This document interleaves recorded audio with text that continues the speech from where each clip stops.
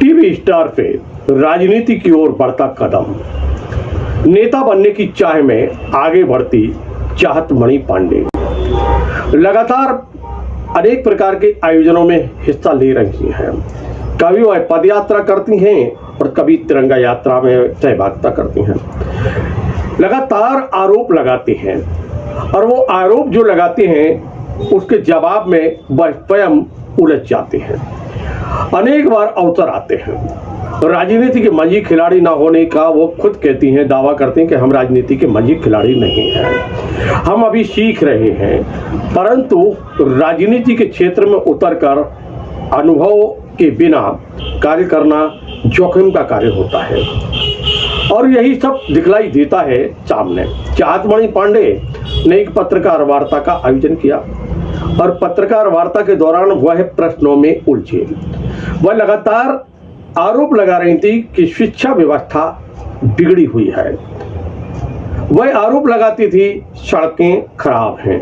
वह आरोप लगाती थी जिला चिकित्सालय में चिकित्सक नहीं है, चिकित्सा व्यवस्था जो है वो खराब है। उनसे जब पूछा गया कि दमोह जिला चिकित्सालय प्रदेश में इस समय नंबर 1 आया है, क्या कहेंगे, तो वह उलझ गई प्रश्न के उत्तर में। वहीं शिक्षा नीति के बारे में जब उनसे पूछा गया कि आप बार बार कहते हैं शिक्षा नीति, शिक्षा खराब है, इस समय स्कूलों की स्थिति ठीक नहीं है, अनेक प्रकार के गंभीर आरोप आप लगा रहे हैं, और जब उनसे ये पूछा गया कि राष्ट्रीय शिक्षा नीति के बारे में आप क्या कहेंगे, तो वो उस प्रश्न में भी उलझे और वह ये नहीं समझ पा रही थी कि किस प्रश्न का उत्तर क्या दें। आइए हम आपको सुनवाते हैं क्या कह रही हैं चाहतमणि पांडे।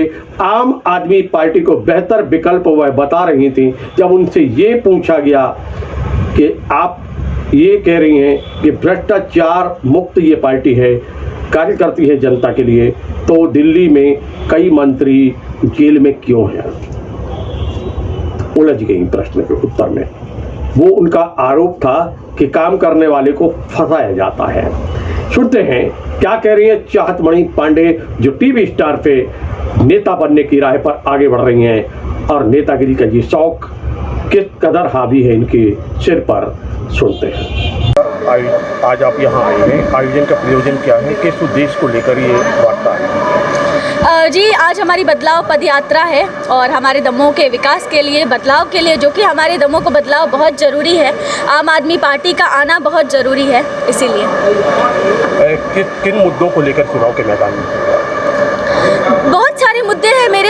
मेरा जो मेन मुद्दे हैं वो मेरा शिक्षा और स्वास्थ्य है, क्योंकि अगर जहाँ शिक्षा है, अगर शिक्षा अच्छी है तो कोई प्रॉब्लम नहीं होती है, लोग अपने आप समझदार होते हैं, वहाँ दिक्कतें इतनी आती नहीं है। अगर शिक्षा अच्छी है, अगर हम पढ़े लिखे हैं तो सब अच्छा है। किस प्रकार का बदलाव चाहती हैं शिक्षा में? बिल्कुल, मैं चाहती हूँ कि हमारे सरकारी स्कूल की जो जर्जर हालत है, जो कंडीशन इतनी ख़राब है, जहाँ कक्षा के अनुसार पर्याप्त शिक्षक भी नहीं है, उसमें मैं बदलाव लाना चाहती हूँ। बच्चों को बैठने की व्यवस्था अच्छी हो। हमारे स्कूल जो हमारे सरकारी अस्पताल हैं उनकी हालत अच्छी होनी चाहिए, वहाँ पे सारी सुविधाएं होनी चाहिए। वहाँ पे जितनी भी असुविधाएं हैं उनसे वो सुन के, मुझे देख के मुझे दुख होता है। तो वही मैं चाहती हूँ कि सारी चीज़ें हमारा दमोह हर क्षेत्र में सर्व सुविधा युक्त हो और हर क्षेत्र में आगे बढ़े, हर क्षेत्र में विकास करे। नवीन सेंट्रल एजुकेशन पॉलिसी के बारे में क्या कहेंगे?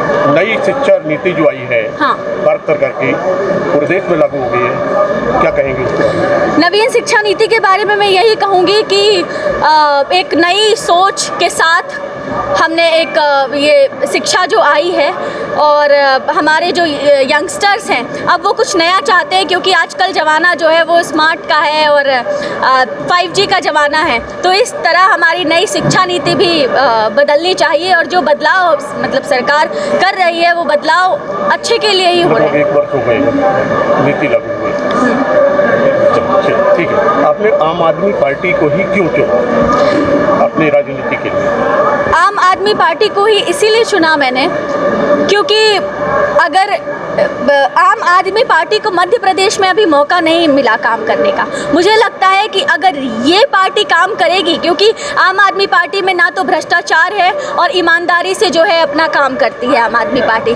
और अगर मुझे कांग्रेस या बीजेपी में ही जाना होता तो इतने साल जो हमारे दमों ने दिए हैं कांग्रेस और बीजेपी को, तो वो हमारे दमों को आसपास के क्षेत्र को इतनी ऊंचाई पे नहीं लेके गए कि हमारा दमोह एक मिसाल के रूप में आए, एक मिसाल बन जाए। वो मिसाल मैं बनाना चाहती हूँ अपने दमोह को कि आप बाहर कहीं जाकर दमोह के बारे में बात करें तो उसकी मिसाल दी जाए।